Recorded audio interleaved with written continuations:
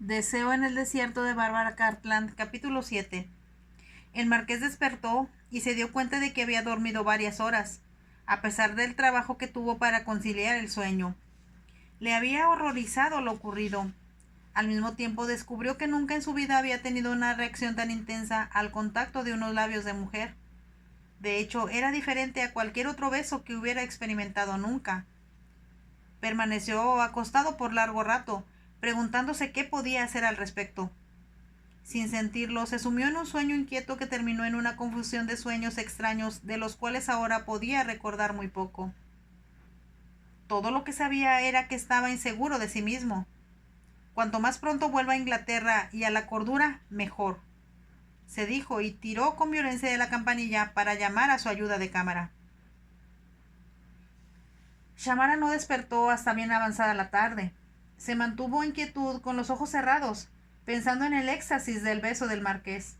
Se dijo una vez más que ya tenía demasiado tiempo de amarlo, pero debido a que no había visto siquiera un hombre joven en los últimos 2 años, no se había dado cuenta de su amor. Lo amo, pensó somnolienta, y una pequeña llama la recorrió, muy similar a la emoción que experimentara cuando sus labios tocaron los de ella. Estaba sonriendo feliz cuando la puerta se abrió y la doncella preguntó en francés: ¿Está usted despierta, señorita? Sí, lo estoy, contestó Shamara en el mismo idioma. ¿Qué hora es? Faltan 15 minutos para las 4, señorita. Shamara se sentó asombrada. ¿Cómo puede ser tan tarde? Ignoraba que podía yo dormir tanto tiempo. Pero ahora está usted despierta, señorita, y la señora Leclerc quiere verla. Por supuesto, repuso Shamara después de una leve pausa. Adivinó que la señora Leclerc debía ser la esposa del gobernador. Se sentía avergonzada por haber dormido tantas horas. Pensó, sin embargo, que el terror que había experimentado mientras escapaban, las largas horas que había pasado en el bote y, por último, la emoción sentida por el beso del marqués habían agotado sus energías. Se levantó de la cama, se puso una bata y echó su cabello hacia atrás cuando la puerta se abrió para dar el paso a la esposa del gobernador. Cuando ésta entró en la habitación, Shamara observó que se veía demasiado joven para ser la esposa de alguien tan importante. Al mismo tiempo, era una mujer muy elegante y poseía un chic que era innegablemente francés. No era muy bonita, pero tenía un rostro fascinante y vivaces ojos oscuros que complementaban la sonrisa con la que miró a Shamara. Vaya, exclamó, pero si es usted bellísima. Shamara extendió la mano. Por favor, perdóneme, señora, por haber abusado de su hospitalidad, pero estaba yo muy cansada. Eso no me sorprende, contestó la señora Leclerc. He estado oyendo al señor marqués relatar su terrible viaje. Se sentó en una silla y continuó diciendo: Fue muy valeroso de ustedes dos el haber escapado de ese perverso sultán. Mi esposo lo conoce muy bien y siempre anda haciendo fechorías de algún tipo. Sin embargo, logramos escapar de él, exclamó Shamara con satisfacción. Como usted dice, reconoció la señora Leclerc. Solo importa que están ustedes dos aquí, sanos y salvos. ¿Y el marqués está bien? Shamara no pudo evitar el hacer la pregunta, y no supo que en un leve rubor tiñó sus mejillas al mencionarlo. El señor marqués almorzó con muy buen apetito, explicó la señora, y mi esposo ha enviado un barco costero a San Luis para ordenar al yate de su señoría que venga a Dakar. Sonrió al agregar: El yate llegará aquí esta noche o mañana muy temprano. Hasta entonces debo prestarle algo de ropa. Shamara lanzó un leve grito de protesta, pero la señora Leclerc le explicó. Su linda falda estaba hecha jirones, pero estoy segura de poder proporcionarle un vestido para que baje a cenar con nosotros esta noche. Su propia ropa estará aquí cuando usted despierte por la mañana. Siento mucho causar tantas molestias, se disculpó Shamara. Vaciló antes de decir: Tal vez debía yo levantarme ahora mismo y no esperar hasta la hora de la cena. No hay razón alguna para que lo haga. A las mujeres nos conviene descansar siempre que podamos hacerlo. Vamos a cenar temprano porque supongo que su señoría, que aunque está ahora muy ocupado inspeccionando las obras de renovación que se han realizado en la ciudad, no querrá acostarse tarde, y a mi esposo le perjudica mucho desvelarse. Es usted muy amable, murmuró Shamara, y mientras pensaba en la cena de esa noche, supo lo que tenía que hacer. ¿Un poco más de champaña, milord?, preguntó el gobernador, y el marqués extendió su copa hacia él. Estaban en un salón que la señora Leclerc había decorado con muy buen gusto. El gobernador había explicado ya al marqués que los franceses tenían intenciones de ampliar y modernizar esa casa, a medida que Dakar se volviera más importante.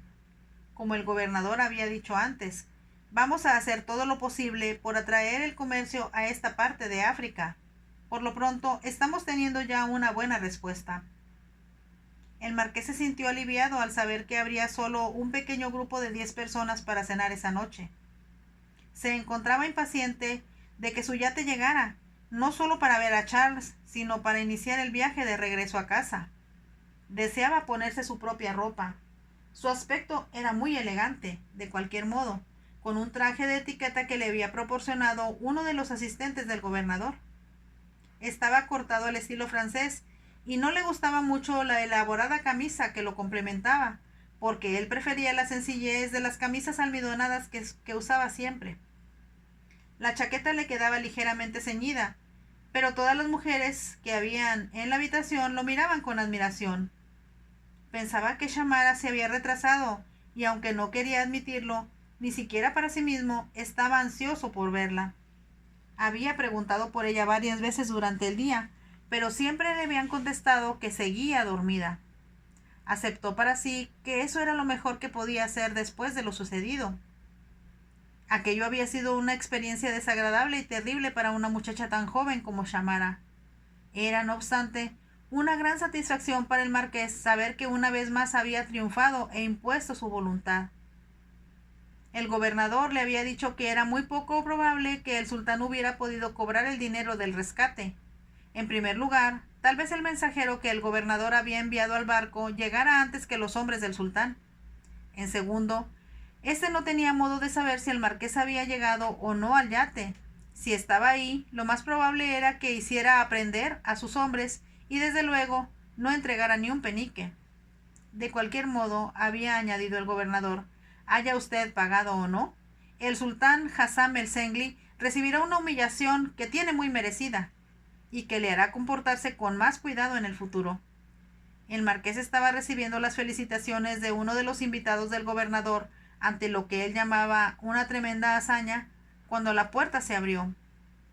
La señora Leclerc hizo su aparición. El marqués volvió la mirada con rapidez, pensando que Shamara debía venir con ella. Se sintió desilusionado al ver que era otra mujer quien la acompañaba. De pronto, mientras la señora Leclerc avanzaba hacia ellos, el marqués miró con más atención a su compañera y sintió que su cuerpo se ponía rígido. No era posible, pensó, y sin embargo lo era. Muy elegante, con una exquisita figura acentuada por un vestido de gasa rojo fuego, la mujer caminaba unos pasos atrás de la señora Leclerc. Tenía el cabello oscuro peinado en un estilo clásico, alrededor de la cabeza, para revelar un largo cuello de cisne. Su pequeño rostro puntiagudo estaba dominado por dos ojos muy grandes, y cuando se encontraron con los suyos, se dio cuenta de que, increíblemente, era Shamara. Se veía tan hermosa que le costó trabajo convencerse de que era la misma niña de largos cabellos oscuros que él conocía. La señora Leclerc condujo a Shamara hacia donde estaba su esposo. «Querido mío», dijo, «permíteme presentarte a la joven más hermosa y más valiente que hemos tenido nunca bajo nuestro techo». Shamara se ruborizó ante el cumplido, y cuando el gobernador tomó su mano le dijo, «Señorita, puedo asegurarle que todos sentimos gran admiración por la hazaña que realizaron usted y su señoría». Shamara le dio las gracias en un murmullo, pero sus ojos no se despegaron ni un momento del marqués. Este la miraba con gran fijeza, y ella comprendió que debía estar pensando que sus ojos lo estaban engañando. «Te amo», hubiera querido decirle. La cena fue una ocasión muy agradable. Al estilo francés, todos hablaban con gran animación e ingenio mientras comían. Los caballeros sentados a cada lado de Shamara le dirigieron piropos tan floridos que la hicieron reír. Solo cuando todos se dirigieron hacia el salón, Shamara miró un poco nerviosa en dirección del marqués, pero no tuvo oportunidad de hablar con él a solas. Por fin, debido a que el propio gobernador quería irse ya a la cama, sus invitados se despidieron, y los que estaban hospedándose en la casa subieron juntos. Aún así, no hubo oportunidad de que Shamara pudiera hablar con el marqués en privado. La señora Leclerc la acompañó hasta su dormitorio, le dio un beso y le dijo: «Es usted muy hermosa, querida mía, y cuando vuelva a Inglaterra, yo sé que habrá una gran cantidad de caballeros distinguidos como milord, dispuestos a poner el corazón a sus pies». Shamara hubiera querido contestar que solo había un hombre por quien ella deseaba ser admirada. Cuando se quedó sola, pensó que le sería imposible dormir hasta que supiera lo que pensaba el marqués. Se dio cuenta por primera vez que su dormitorio tenía un balcón afuera. Abrió la larga puerta de cristal que conducía a él y salió a contemplar la noche. La casa del gobernador daba hacia el mar por la parte de atrás y la luna rielaba sobre el agua. Era una escena muy hermosa y plena de serenidad. No obstante, Shamara se encontró deseando estar de nuevo en el húmedo bote a bordo del cual viajara la noche anterior. El marqués iba frente a ella, remando con todas sus fuerzas. Quedaba lo bastante cerca como para que ella pudiera tocarlo si extendía la mano. «Tal vez está enfadado conmigo», murmuró. De pronto se dio cuenta de que el balcón corría a todo lo largo del edificio y estaba dividido solo por una pequeña balaustrada entre cada habitación. Al mirar a la derecha, vio que el marqués se encontraba de pie en su propio balcón. Lo separaba solo una habitación que, dado que estaba sumida en la oscuridad, debía estar desocupada. El marqués pareció descubrirlo al mismo tiempo que Shamara. Saltó las dos pequeñas balaustradas intermedias y unos segundos más tarde apareció en el balcón donde la joven estaba. Debido a que se sentía presa de la timidez, Shamara se volvió hacia el mar. El marqués podía ver su perfil y la forma perfecta de su cabeza siluetada contra las estrellas. Avanzó con lentitud hacia ella, y cuando llegó a su lado, ella sintió que debía escuchar los latidos de su palpitante corazón. Se hizo un profundo silencio. De pronto el marqués preguntó: «¿Cuántos años tienes?» «18, casi 19. ¿Por qué no me lo dijiste?» Shamara guardó silencio y él insistió: «Debe haber algún motivo por el cual te ocultas. ¿De quién y por qué?» «Es una larga historia que yo insisto en conocer».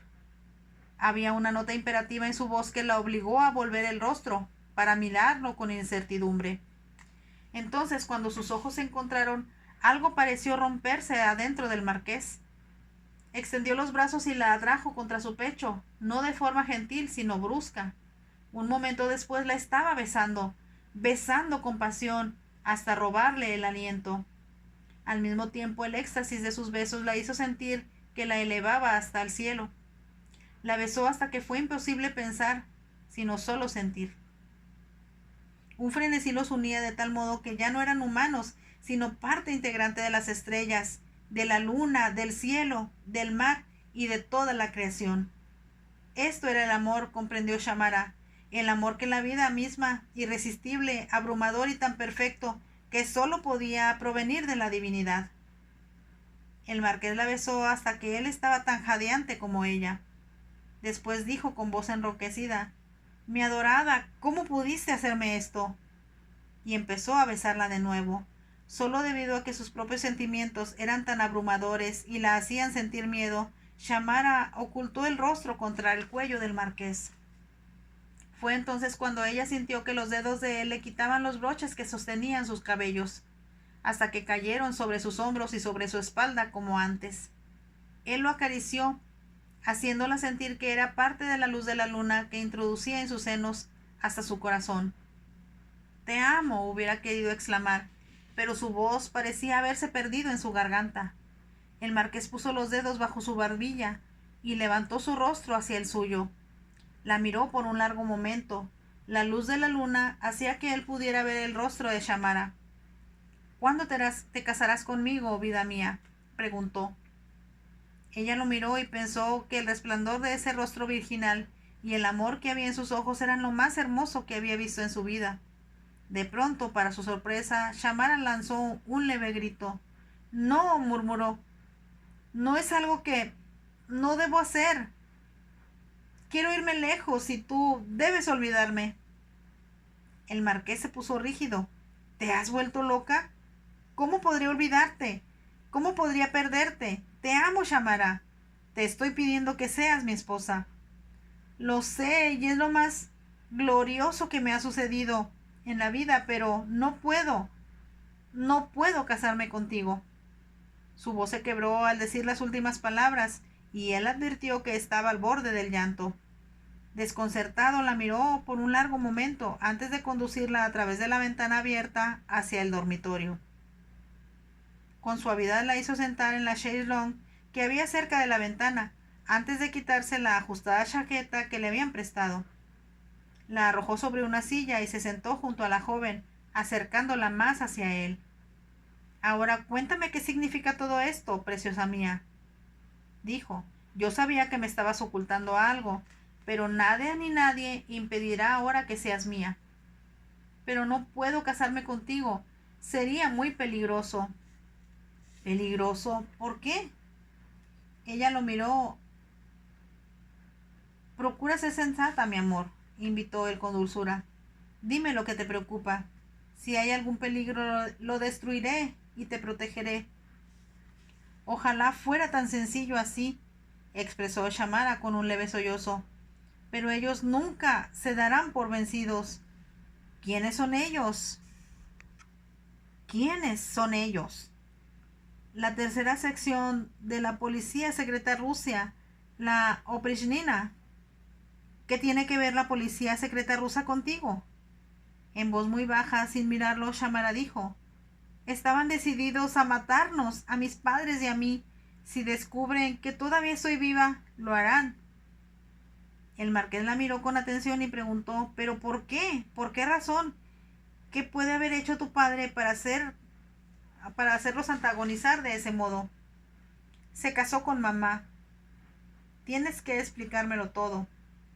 La rodeó con un brazo al hablar. Con un leve suspiro, Shamara apoyó la cabeza en su hombro. Cuéntame todo desde un principio. Papá era el hijo más joven de Lord Weldrake, empezó a decir Shamara. Por un momento el marqués pensó que no había oído bien. Él conocía al actual Lord Weldrake, que debía ser el hermano mayor del padre de Shamara. Se contuvo de hacer las preguntas que temblaban en sus labios y Shamara continuó.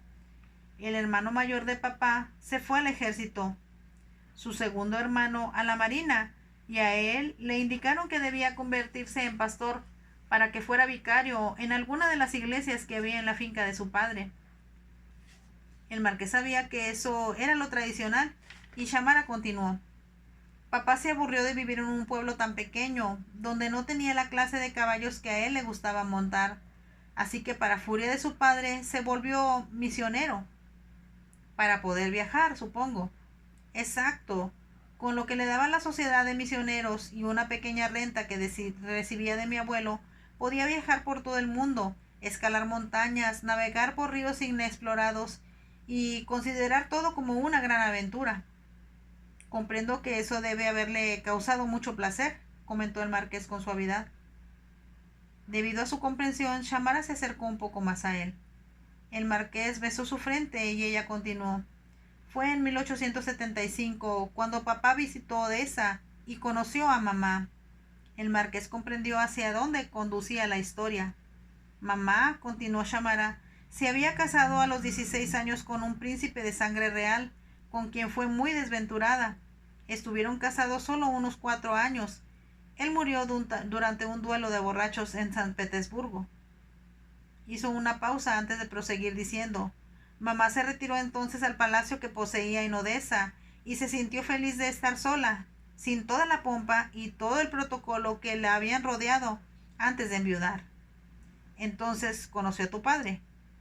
Ambos se enamoraron desde el primer momento en que se vieron. Shamara suspiró. Aunque mamá sabía que estaba mal de su parte casarse con alguien a quien los rusos consideraban un plebeyo porque no tenía título de nobleza realmente, el zar Alejandro II era un hombre bondadoso, como supongo que tú debes saber, y quería imponer muchas reformas.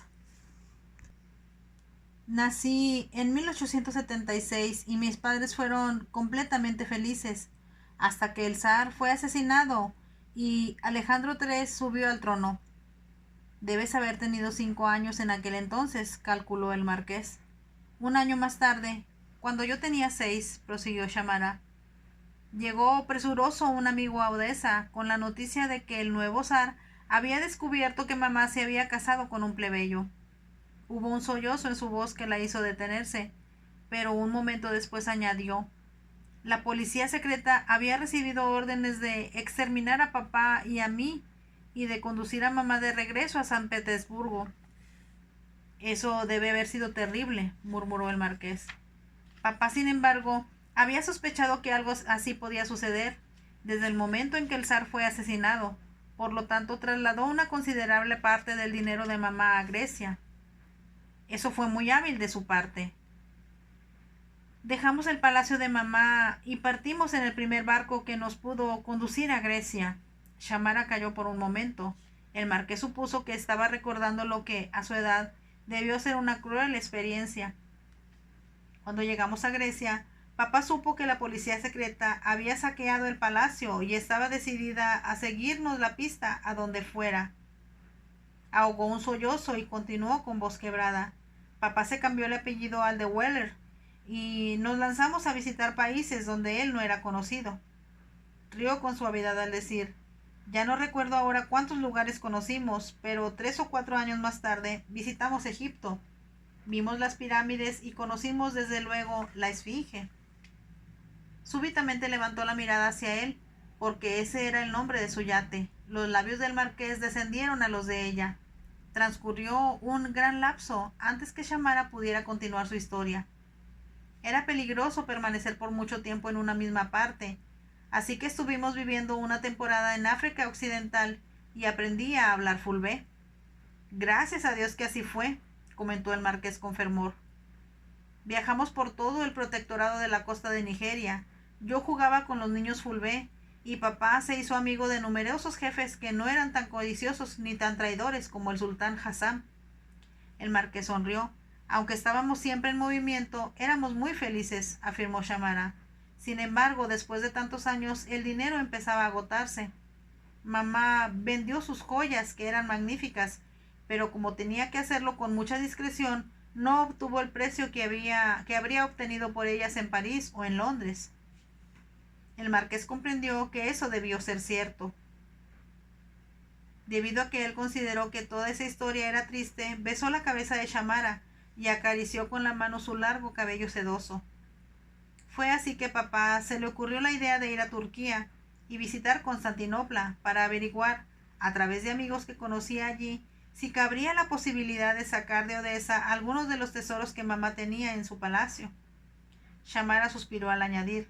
Pensó también que tal vez, después de tantos años, la policía rusa se habría cansado ya de perseguirnos. Pero debían seguir buscándolo, pensó el marqués. Nunca se dan por vencidos. Y debido a que no pudo resistirlo, suspiró Shamara, pensó que si íbamos a Turquía, le gustaría ver las montañas, y mamá, desde luego, como sucedía siempre, estuvo de acuerdo. El marqués sintió que Shamara se estremecía al tiempo que decía en voz muy baja: antes de que llegáramos a las montañas, papá encontró a un amigo quien le informó que la policía rusa seguía buscándonos. Comprendió entonces que debíamos volver. Sin embargo, estaba decidido a ver antes las montañas en las que estaba particularmente interesado. La voz de Shamara se rompió ahora al decir en un murmullo: después, ya sabe lo que sucedió. Tus padres murieron en el terremoto que provocó la erupción de la montaña, pero tú, gracias a Dios, te salvaste, contestó el marqués. Solo por un milagro. Debido a que tardaron tanto tiempo en rescatarme, estuve enferma mucho tiempo y adelgacé demasiado. Así que cuando los misioneros que cuidaban a los niños me preguntaron mi nombre y mi nacionalidad, uno de ellos dijo: creo que debe tener unos 11 años. ¿Y tú lo confirmaste? Así fue, pero cuando llegué al orfanato le dije a la señora Dawes mi verdad. Shamara miró al marqués mientras le explicaba. Sé que puede parecer tonto de mi parte, pero ella parecía tan bondadosa que sentí que podía confiar en ella. Entiendo eso, mi amor. Así que la mujer dejó que aparentaras tener 14 años cuando yo llegué por ti. Se suponía que tenías 16. Yo pensé que eso lo creerías tú si me veías con el cabello suelto. Es lo que creí, aceptó el marqués con voz profunda, hasta que te besé. Fue lo más maravilloso que me ha sucedido en la vida, pero comprendí que yo me había descubierto y ahora tengo que dejarte. ¿Realmente piensas que te dejaría partir?, preguntó el marqués. Vida mía, aunque tu forma de ocultarte fue muy inteligente, hace un año que resultó innecesaria. Shamara lo miró y él explicó. Si me hubieras dicho la verdad, yo hubiera podido evitar que siguiera sufriendo. Pero ¿cómo? ¿Por qué? No entiendo lo que dices, tartamudeó Shamara. Es muy simple, mi adorada. Alejandro III murió en noviembre del año pasado. No lo creo, exclamó Shamara. Es verdad, ahora su hijo Nicolás ocupa el trono. Es un zar muy diferente en todos los sentidos. La policía secreta rusa, estoy seguro, ya no debe estar buscándote. Y aunque te encontraran, nadie se atrevería a tocarte, siendo mi esposa. Shamara levantó la mirada hacia él como si no pudiera creer lo que escuchaba. Con lentitud, como la nieve cuando se empieza a derretir bajo la luz del sol, las lágrimas empezaron a correr por sus mejillas. No puede ser cierto, sollozó. Ocultó el rostro contra el hombro del marqués. Ahora las lágrimas empezaron a brotar con más rapidez y ella empezó a llorar como una niña que teme a la oscuridad. Él comprendió que los largos años de vivir bajo el miedo estaban siendo borrados por el llanto. La oprimió con más fuerza contra su pecho. Todo está bien ya, mi precioso amor, dijo. Todo ha pasado y no tienes nada que temer. Yo mataría a cualquier tipo que se atreviese a amenazarte de alguna forma. El marqués comprendió que Shamara necesitó mucho autodominio y orgullo, que debía venir de su sangre rusa, pero por fin logró contener su llanto. Él podía sentir sus lágrimas contra su piel, porque habían penetrado a través de la delgada tela de su camisa. Y cuando ella levantó la mirada para verlo, el marqués pensó que ninguna otra mujer podía ser más hermosa que Shamara. Entonces es cierto, realmente es cierto, que puedo casarme contigo, que puedo ser tu esposa, preguntó con voz tartamudeante. Es cierto, y vamos a casarnos de inmediato. Ella lo miró. Sus pestañas largas estaban todavía húmedas y sus mejillas cubiertas de lágrimas. ¿Por qué esperar hasta que lleguemos a Inglaterra?, preguntó el marqués. Tengo un plan mucho mejor. ¿Cuál es?, preguntó Shamara. Él sabía que ella lo estaba mirando como quería ser mirado, como un caballero errante de resplandeciente armadura que había llegado para salvarla. Sabía que a los ojos de Shamara él ya había matado al dragón, con fauces de fuego que la había asustado desde que era una niña. Nos casaremos aquí en Dakar, respondió él. Yo pensé que después de lo que había sucedido, tú detestarías el Senegal, murmuró Shamara. Yo te besé por primera vez y descubrí que te amaba en el Senegal. Ahora comprendo que este país tiene una magia de la cual no puedo escapar. Oh, es verdad, exclamó Shamara. Tiene un mágico hechizo. Cuando nos vayamos en la Esfinge, continuó el marqués, y lleguemos al Mediterráneo, nos detendremos en Marsella. Shamara lo escuchaba con ojos muy abiertos, como si le estuviera contando un cuento de hadas. Desde ahí enviaremos a Charles y a la señorita Bunting a casa por tren. Quiero disfrutar de una maravillosa luna de miel. Podremos visitar los lugares de Egipto a los que fuiste con tus padres, y así haremos más comentarios sobre la Esfinge. Shamara se echó a reír. Será maravilloso estar sola contigo, y creo que descubrirás que hay muchos lugares mágicos en Egipto que son muy emocionantes. El marqués pensó que cualquier lugar en el que estuviera con Shamara tendría una magia excitante para él jamás conocida. Pero era más emocionante besarla que decir eso.